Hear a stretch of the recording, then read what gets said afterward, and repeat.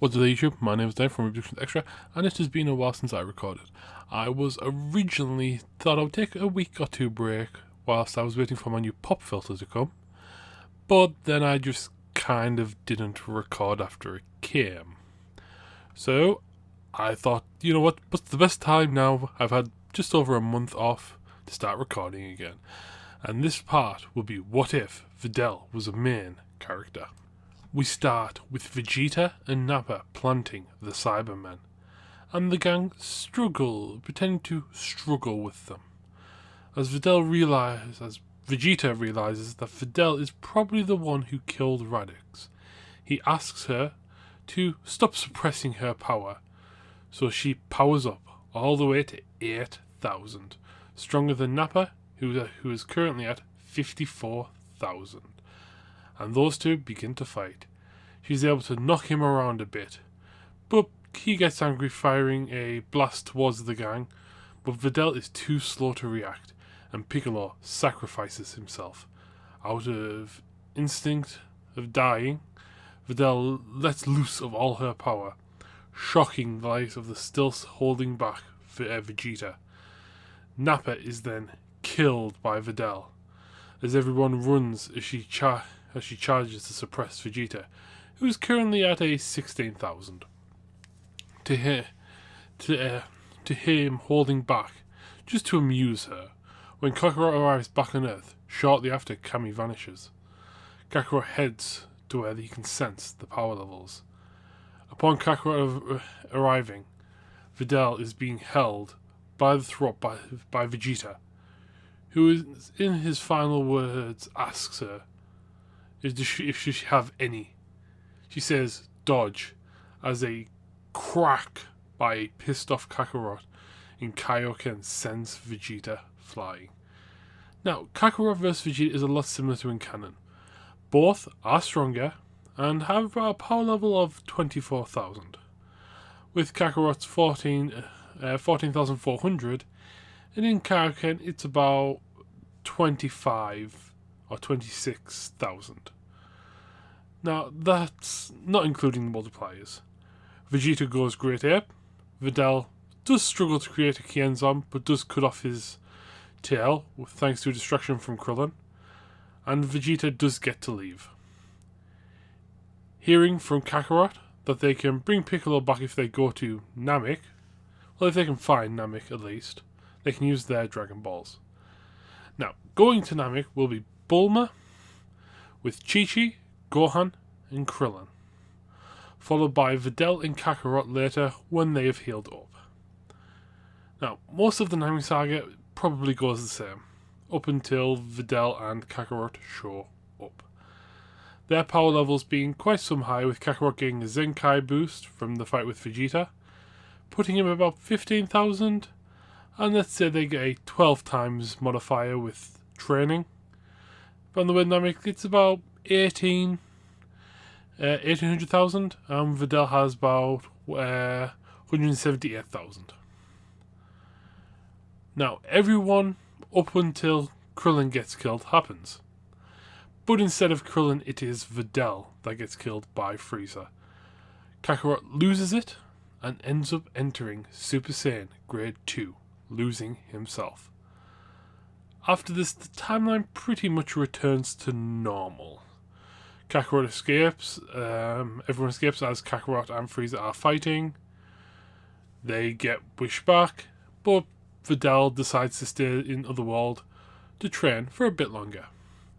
Over 2 years, nothing has really changes. Kakarot trains on Yardrat. Videl has been training in the Otherworld. She spends 3 months with King Kai learning the Kaioken and Spirit Bomb. She then leaves to find other masters in the other world to see what techniques she can learn from them.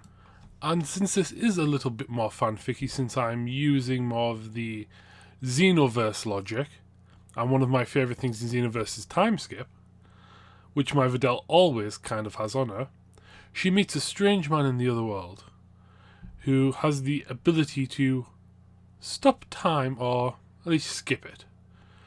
A hero for hire that was killed by Chilled, Harrow, and he decides to train her. Another 2 years pass into the training, and King Kai messages Videl saying that she needs to be back on Earth. She heads to King Kai's planet, where upon arrival she is revived and teleported to Earth, as her body was still kind of intact. It was brought back, healed and kind of put on freeze. So, upon her being wished back, she's actually in a pod at Capsule Corp. She's a bit angry at the fact that no one came to see her when she awoke, but Bulma informs her what's happening, and she actually ends up playing with Trunks. She spends 3 days at Capsule Corp, being filled in, but like I said, she was a bit angry that no one came to see her, not even Kakarot, who can apparently teleport now. She heads home, where she finds Kakarot, Grandpa Gohan, Chi-Chi, and Gohan there, and she kind of punches Kakarot in the stomach. And then hugs him, because, family dynamic. They then spend the next year training, but unlike in canon, Kakarot actually takes the heart medicine. When Videl finds out, she basically forces it down his throat. When Gero and 19 attack, this still happens like in canon, but Kakarot is able to defeat 19, and when Gero tries to escape, Vegeta kills him. He lands next to Videl and tells her that she has changed. She tells Vegeta that death does that. The two stare at each other, and Trunks shows up informing them that these two aren't the androids they met before. They do end up finding the lab after they sense a massive power level emanating from it. A Cell emerges from the entrance. There is a quick a scuffle, and after being beaten, he decides on the Cell games. Cell announces it to the world, as they have 1 week to train. Like in canon, Vegeta and Trunks go in the time chamber first, followed by Kakarot and Gohan, and then followed by Piccolo and Videl, after Piccolo fuses with Kami. As they're 3 months into the Room of Spirit and Time, Videl wants to show Piccolo something, and she shows him Time Skip, but tells him to keep it to himself, since she wants to use this as his trump card. Piccolo understands, and he helps her improve it, bringing it to a whole 1 second. And with the add-on of Kaioken, she can hit someone thousands of times in that of a second. When they leave the Room of Spirit and Time, Piccolo is actually quite a bit stronger, as they are about the power level of a full-powered Super Saiyan. Videl wants to spend more time with Trunks since she doesn't really know him, and they spar for the next 4 days. Him even accessing the likes of Super Saiyan Grade 4. But even then, he can't keep himself in the form. It still takes too much of a stamina drain on him. On the day of the Cell games, when Hercule shows up, Videl stops him from going up onto the stage, telling him to think of his daughter. If he can't beat her, there's no way he can beat Cell. Cell entertains this idea, and Videl and Hercule enter the ring. As Hercule charges Videl, he hits the floor, Videl not even moving. She picks him up, takes him over to the cameraman, and says, "Leave," as they pack up, scared, and leave. The tournament goes a lot like in canon, but with the exception when the Cell Juniors are created, Videl and Piccolo are able to hold theirs off. Videl doing a lot more so with the help of Kaioken. Gohan, seeing his friends, family fight for their lives, is able to enter Super Saiyan 2, and it proceeds like in canon, with Gohan beating on Cell, him spitting out 18, and when he goes to blow himself up, he is then struck in the stomach for a second time, as a 17 pops out, as a Kaioken Videl stands in front of him, as she then kicks him towards the side and shouts for everyone to fire their strongest attack. A neo-final Masenko Heat Kimia killing perfect, well, now imperfect, Cell completely. And with that, Trunks returns home, not dying, but stronger, with a message for Videl to head to Namek and revive her. As Trunks returns to his timeline, there is a change. As we head there, the androids are nowhere to be seen, but he senses a perfect Cell. Trunks tries to fight him, but they are even. And in the other world, something happens. As Videl is just about to enter an otherworldly tournament, she sees Goku and Gohan and asks what happened, why they're in Otherworld. Which they tell her what happened, and she instantly travels to King Kai's to tell him to contact Namek to revive her and Gohan. They do, and the difference here is that Videl still has her body on Earth. So she vanishes, and Gohan is kind of stuck in Otherworld since he does get wished back, but he's waiting to be wished to Earth. Videl senses what she thinks is Trunks' key, and using the likes of Kaioken and Time Skip, is able to get there quite quickly, as Trunks is now on the back foot, with Cell constantly regenerating. She kicks Cell, sending him flying, as Trunks looks over to see Videl, as she cracks her knuckles, and proceeds to annihilate him. Cell can't see how many hits, or predict. She's not even entering Kaioken. As Videl starts to power up, she says the end its time. She shouts Kaioken maximum, which for her is 120 times, in her newer body, as she completely destroys Cell with a powerful Kamea. Trunks looks over at Videl, as there is one difference with this Videl from the Videl in the past. This one has a scar going down her face. As Trunks senses Gohan appear above him, Trunks begins to cry, seeing his master.